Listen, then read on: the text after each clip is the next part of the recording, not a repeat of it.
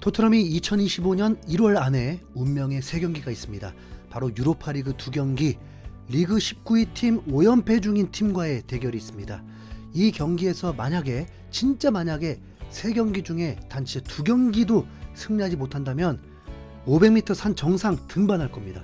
개인적으로 다리가 불편한 상태라서 저에겐 극기훈련이 되거든요. 정말 정신 차리기 힘든 시기입니다. 코로나 때는 어딘가 힘들면 어딘가 반사이익을 얻기도 했는데, 지금은 나라가 그냥 초토화된 것 같아서 모든 이들이 힘들게 느껴집니다. 자, 힘내십시오 여러분. 토트넘이 좋은 성적을 거두고 있었다면 챔피언스 리그의 상황도 더 눈여겨보게 됩니다. 왜냐하면 챔피언스 리그에 출전한 프리미어리그 4팀이 있잖아요. 리버풀, 맨시티, 아스날, 아스톤빌라. 그런데 이 팀들과 토트넘이 전혀 지금 엮이는 게 없습니다. 그래서 관심 뚝. 바이에른 뮌헨과 파리 생제르맹, 페예노르트 밖에 관심이 가지지 않습니다. 리버풀이 21경기 연속 무패로 또 이기고 조별리그 1위, 16강 진출 확정, 다음 경기 패배해도 2위인 거. 아스톤빌라가 AS 모나코 원정에서 패배하든 관심 없습니다. 아스톤빌라가 파리 안에 들든 파리 안에 못 들든 관심 없습니다. 그래도 플레이오프를 좀 치르는 게 낫겠지만. 아무튼 그리고 아스날과 맨시티는 내일 새벽에 경기를 합니다.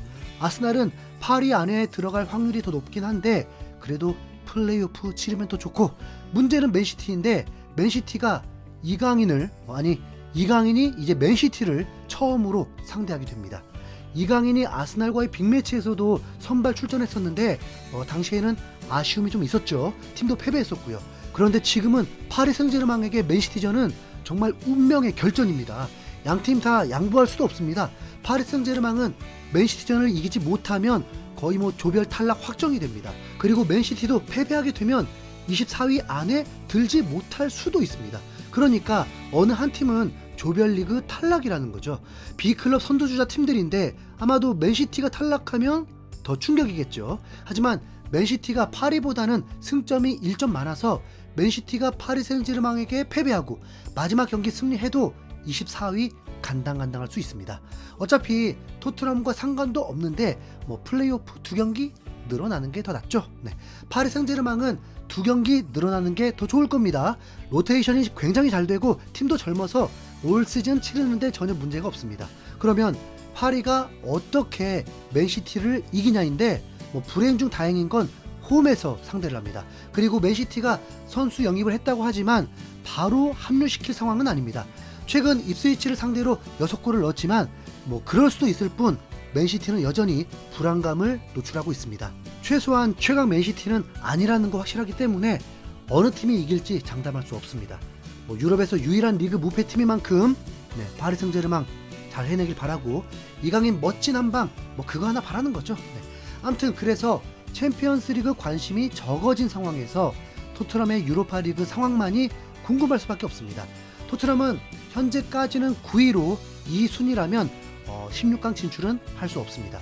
하지만 남은 2경기를 모두 이긴다면 16강 직행은 확정이 됩니다. 그렇기 때문에 첫 경기부터 무조건 중요하죠. 토트넘은 분데스리가의 호펜하임이라는 팀을 만나게 되었습니다. 호펜하임은 현재 리그에서 15위이고 유로파리그 순위에서도 하위권 팀입니다. 최근 성적도 1승 1무 3패로 분위기 자체가 좋지 않습니다. 최근 승리했던 팀은 강등권에 처져 있는 팀을 상대로 이긴 것뿐이고, 이 팀도 부상자가 많은 상황이라서 토트넘 분위기를 반전시킬 딱 좋은 먹잇감입니다. 그러면 이런 팀이 어떻게 유로파리그를 진출했는지가 궁금할 수 있을 텐데, 본래 강팀이 아닙니다. 에버턴 정도의 순위를 유지하다가 한 번씩 중상위권을 기록하게 되는데, 지난 시즌에 7위를 하면서 분데스리가 팀들이 가장 많은 점수를 따내면서 7위 팀이 유로파리그를 갈 수 있게 되었습니다.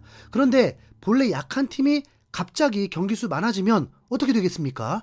팀이 견딜 수가 없죠. 리그와 유로파리그를 병행하다가 다 침몰하게 생긴 겁니다. 그러니까 유럽대항전 출전이 무조건 좋은 건 아니라니까요.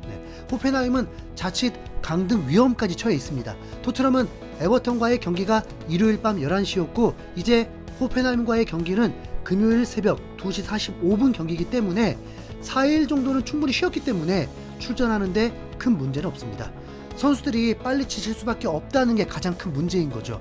토트넘이 이 정도의 팀은 무조건 이긴다? 그런 착각을 해서는 안 됩니다.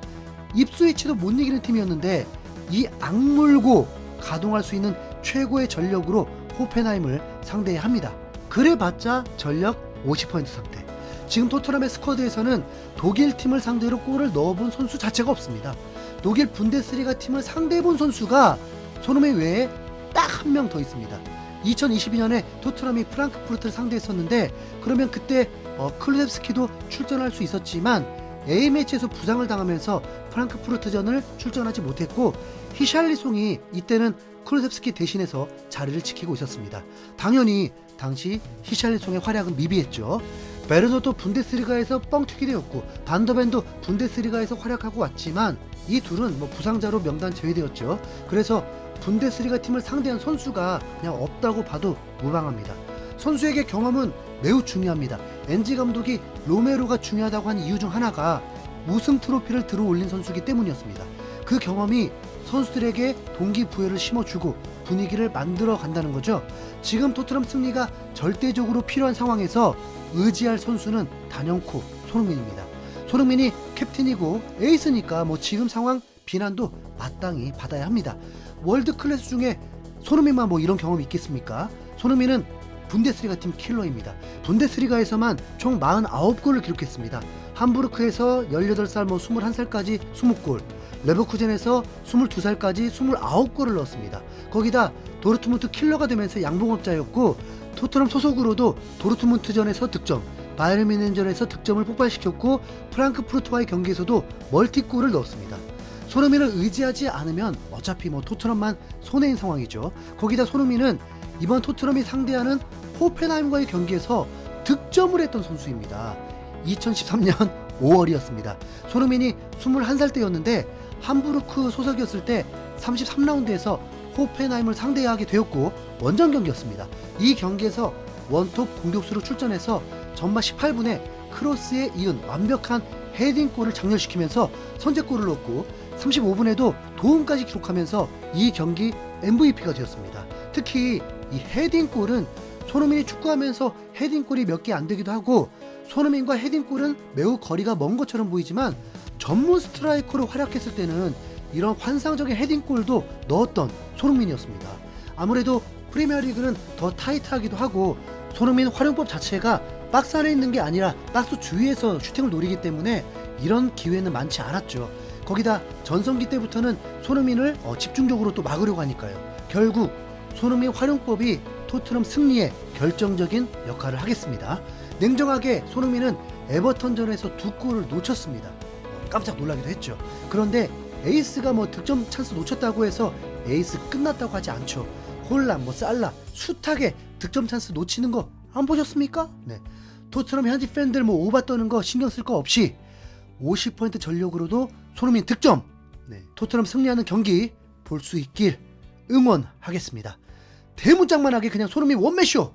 네, 시원하게 받고 싶네요. 네, 이상 흰수염고래였습니다. 감사합니다.